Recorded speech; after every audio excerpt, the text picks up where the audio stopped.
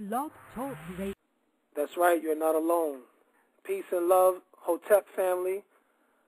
This is your host, Ambassador Ausar, with my 12th show. I've been blessed to have my 12th show on African holistic healing, and tonight is a very special night for me. One of my favorite, as a matter of fact, my favorite guest is with us tonight, discussing the abduction and possession of African consciousness.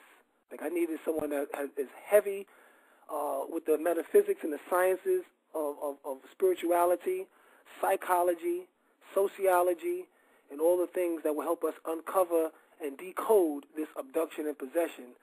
And, of course, I had to pick our elder, the Grand Master Teacher, Dr. Phil Valentine, who's with us, to discuss, have African people's consciousness been abducted and possessed by a foreign or alien entity? Why do African people worldwide seem to be locked into some form of hypnotic state of self-destruction? And today we're going to also discuss things like somnambulistic consciousness, digital colonization, theocratic brain lock, and other things to understand how our consciousness has been abducted and possessed by the quote-unquote parasitic elite. You've touched upon one of my favorite topics, because back nearly 30 years ago, I watched our people become hypnotically locked into behaviorisms and wondered what was the connection between the controller and the controllee. And in researching all the mediums by which we automatically react, I saw that there is our appetites for food, our appetites for pleasure, but the one conditioning that predisposes us to become influenced is the education system, and it's the method of language, which is something I'm going to be speaking about in my book, Cosmic Codex, Book of the Earth, which is what I'm working on now, to speak about how language becomes the hook that fishes us out of our reality and brings us onto alien shores, and to be changed, to be mutilated mentally and psychologically, psychospiritually. And it's a conditioning process for us that took over 400 years, 500 years nearly, of constant reshaping and terraforming of our imagination, brutally gerrymandering the sphere and the environment, the neighborhood that we used to reference our reality with each other, especially. And what we've come to at this point is, what I've come up with this point is that the language system that we were forced to adopt, even in its framework, was structured in a way that automatically trained us to be lesser. So the different language systems around the earth, especially from earth people, were very different. The Europeans' language system was cultivated in a very hostile environment. It was and as what's his name, Michael Bradley and Freud, Hegel, and all the rest of these psychologists, European psychologists, have come to the conclusion that anyone in an ice environment where nature did not reflect or resound back to you a sense of warmth, a sense of comfort, a sense of safety, a sense of belonging, that would change the mental framework by which you would form your reality and the way you would perceive reality. So the Europeans' languaging system was based on a hierarchical system. So it was cut between black and white, superior and inferior. The reason for that is that's how they needed to survive. The strongest survived, the devil took the hindmost.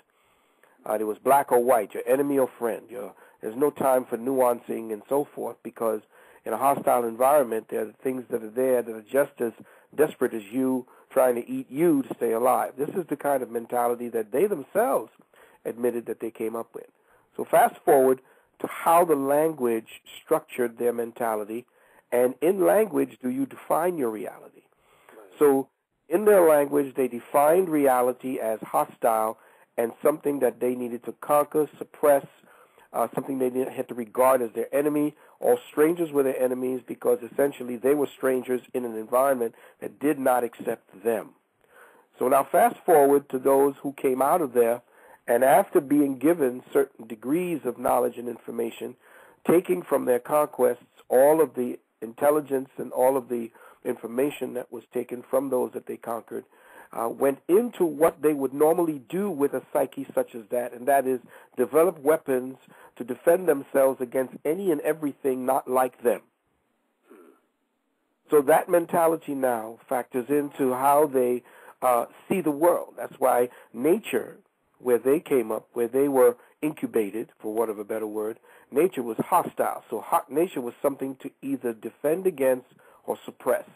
So anything having to do with nature, or anything they perceived of as nature, no matter what it was hostile. That's why you see their attack on nature is something so completely unilateral that the consequences of their lack of understanding of what they're doing in nature, with all their technologies, with all their projection of their consciousness onto the rest of the world. Now the rest of the world is spewing back all of the filth that they placed onto the world. No matter how shiny it looked, it always deteriorates, because what they do to the environment is based on defense from it. So no matter what they did that. Now, if you would understand how language works, you'd see that the way that you control a person is to control a person's conscience. You must destroy a man's conscience, kill the moral mind, cripple the body-soul connection, and dysfunction his ability to actually get into or form a critical mass of critical thinking. In other words, you take away the ability for critical thought by limiting the nuances of language, by creating syntax, which is forming structures in your sentence that does not give away what you don't want them to know. So the teaching in the system, in religion, in the education system, in everything having to do with control, is to remove the very subtle and sublime meanings within language by creating a syntax of superior, inferior, so that those who learn in school are learning what they think is getting them to know better about themselves and the world, but is essentially keeping them under a ceiling of inferiority. Very subtle. And it's what I call the sorcery of speech. And the sorcery of speech is based upon removing a person's ability to interface with who they really are by giving them a religified and codified structure for their thought process. And what you saw symbolically represented in the movie Roots, when Kunta Kinte was beaten out of his essential name. So the name had more than just the fact that this master wanted to speak and call him Toby, which you look around, it means booty. So you had to, if you look at Toby and look at the anagram, it's booty. I am possession. I am something that this is my reward. You are my booty. So if you look at Toby was assigned a way of thinking. That wasn't just the taking of his name. It was the taking of his consciousness and his self-identity and replacing it with a synthetic one that would act as a virus and act as a cutoff switch to any attempt to find himself.